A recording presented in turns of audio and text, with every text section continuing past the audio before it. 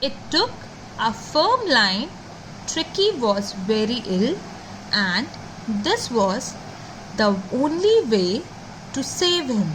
In fact, I thought it best to take him without delay, and followed by Mrs. Pumphrey's wailings, I marched out to the car carrying the little dog wrapped in a blanket.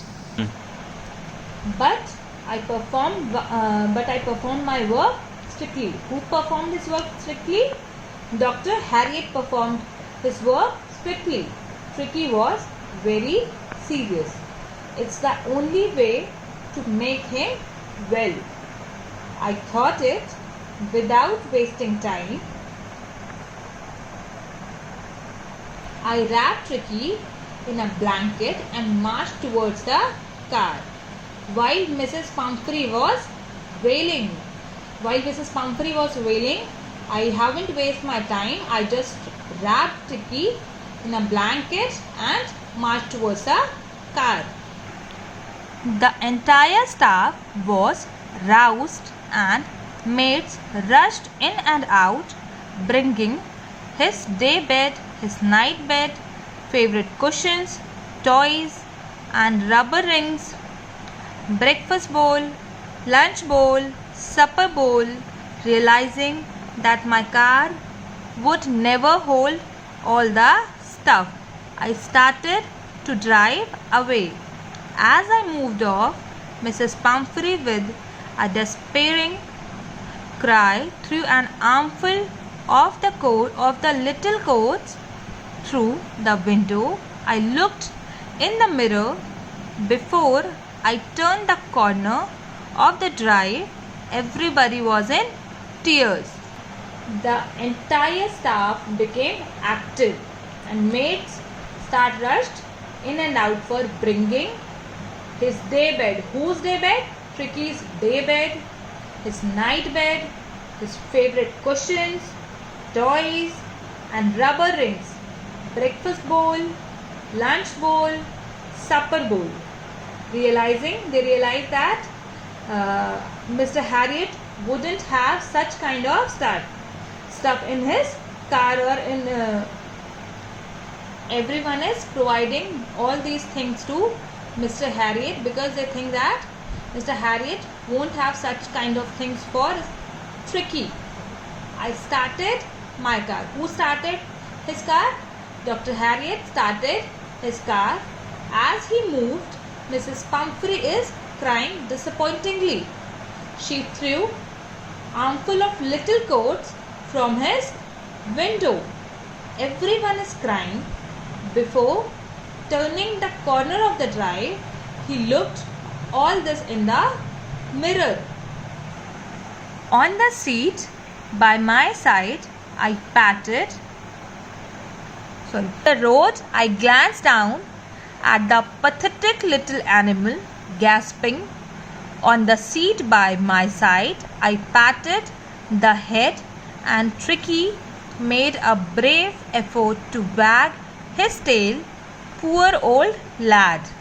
Here actually lad means what? Boy. But here lad term is used for Tricky, who is a pet. I said, you haven't a kick in you, but I think I know a cure for you.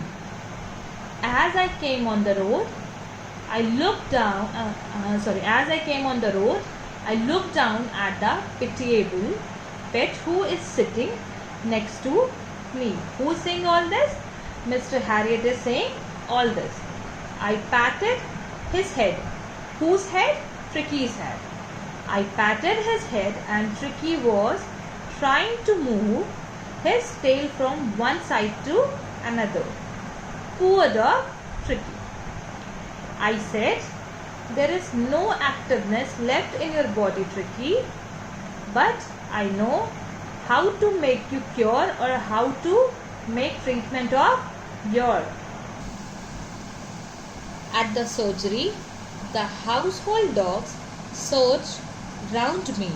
Tricky looked down at the noisy pack with dull eyes, and when put down, lay motionless on the carpet. The other dogs, after sniffing round him for a few seconds, decided he was an uninteresting object and ignored him.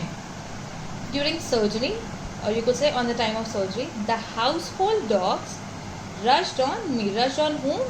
Dr. Harriet. Tricky looked at this group of barking dogs with dull eyes, and when I put Tricky down, he lied on the carpet motionlessly. The other dogs sniffed round him.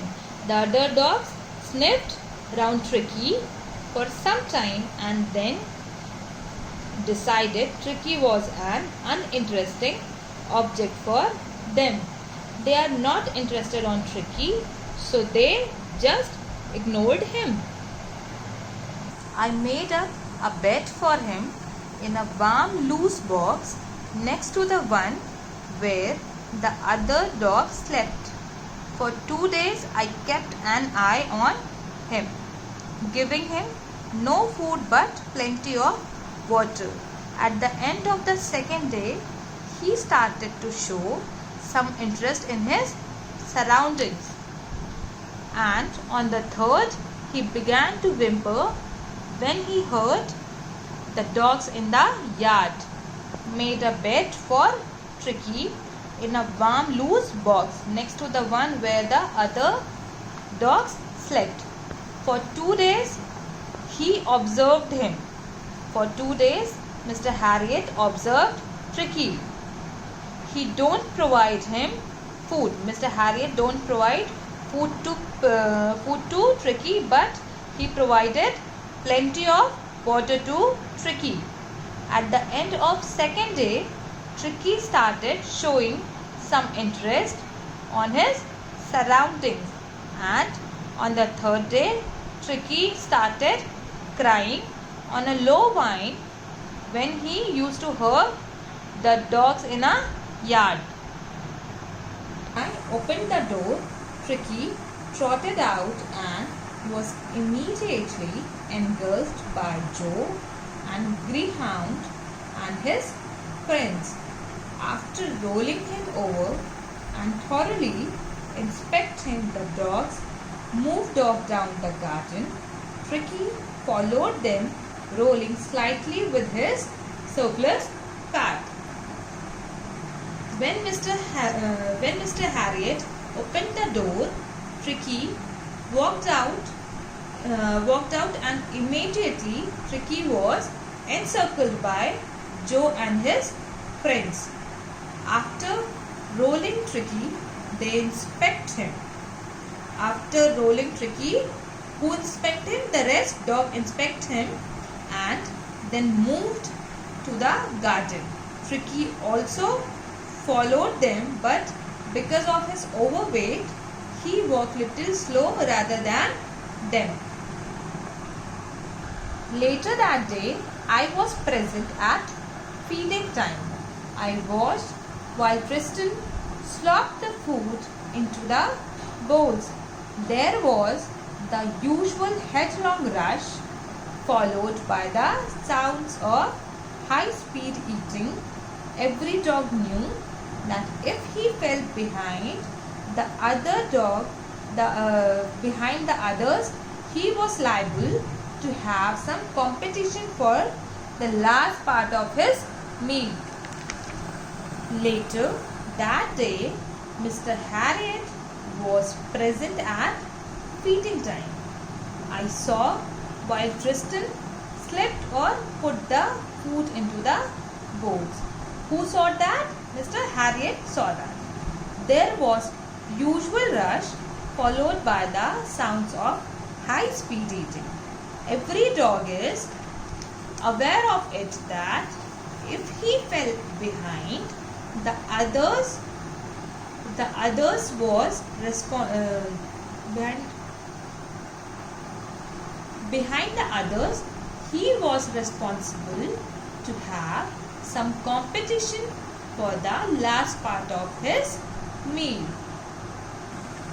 When they had finished, Tricky took a walk round the shining bowls, licking casually inside one or two of them. Next day, an extra bowl was put out for him, and I was pleased to see him jostling his way towards it. When dogs finished their food, Tricky take a walk round the shining bowls. He even licked one or two bowls. Next day, there was an extra bowl which was there for him. The next day, there was an extra bowl which was there for Tricky. And when I saw him, who saw him? When Mr. Harriet saw him making an effort for his food or making an effort for his bowl, I felt